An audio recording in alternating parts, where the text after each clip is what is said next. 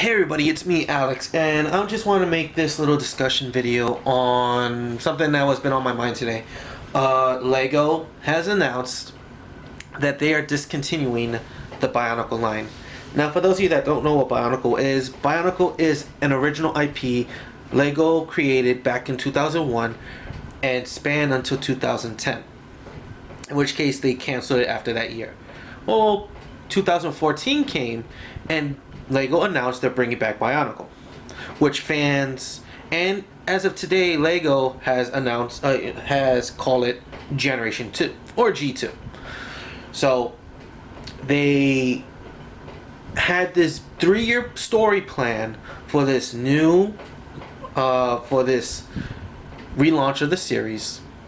To reboot is not a continuation, new story, but having the core characters that we knew back in the old days. So 2015 comes along and we get our first sets. And overall that year were really good. There were a lot of critiques about those builds being kind of simplistic, kind of boring in some parts, but overall people really enjoyed them.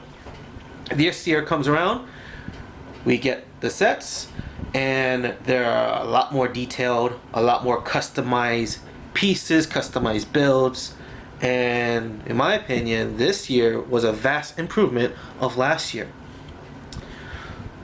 However, with that being said, besides the sets that were released last year for the first year story, they released short animated clips on their website telling the story in about 2 to 3 minutes per episode. It was like maybe 16 episodes in total, and very, I guess, flash type of animation. While this year's story was told in a 3D 22-minute episodes that were released on Netflix. There's 4 episodes in total, plus 1 prologue episode that basically told the story of last year's using clips from last year's little animation episodes.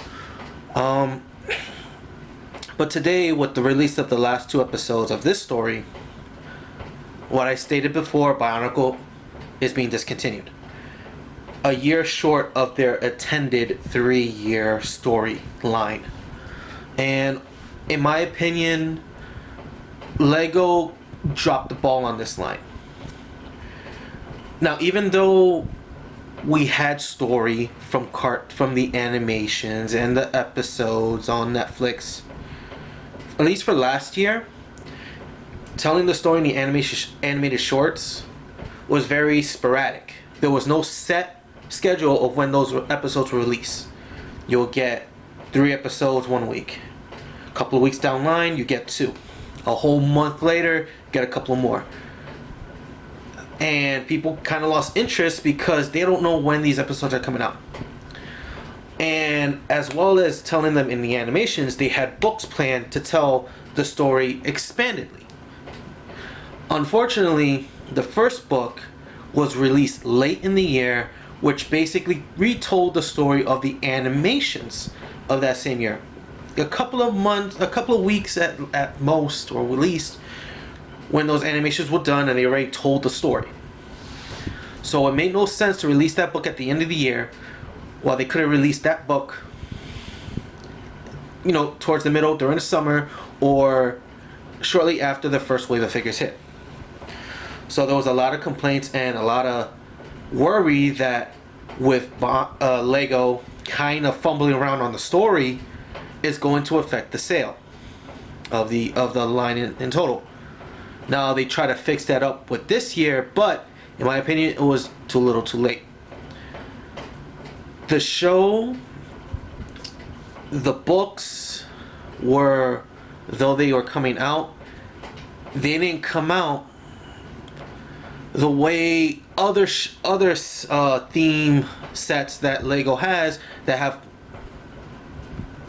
cartoons and books based off, like Ninjago or Legend of Chima, and the new one, Nexo Knights. Nexo Knights got announced at New York Comic Con, and the same day they announced that they were going to have a cartoon series on Cartoon Network. And they were putting so much effort into that line. However, Bionicle was announced for 3 years, but there was no backing. There was no Cartoon Network series for it. There was no big marketing push for this line at all. You rarely saw commercials on TV. There were no big advertisements in Lego magazines, in the Lego store, nothing like that. They didn't push this to make it profitable, in my opinion. And that was its downfall. I know the Lego the particular team in charge of this, they really wanted this to succeed, but Lego, the company, didn't, for me personally, didn't feel like it needed that push. And which is a shame, because this line has so much potential. And the fact that this current line is incomplete, because the big bad of this series, Makuta, he's not going to get his own set. They showed Makuta, the big bad villain, in the last episode. The Lego designers showed a built model of Makuta with his unique mask. We're not going to get that set.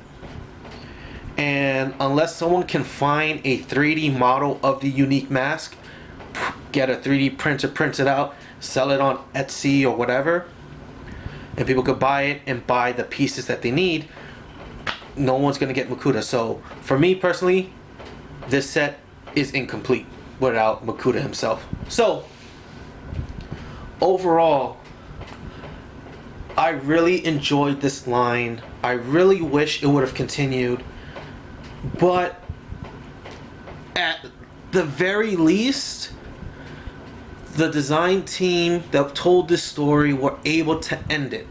Unlike the first generation, it kind of just stopped.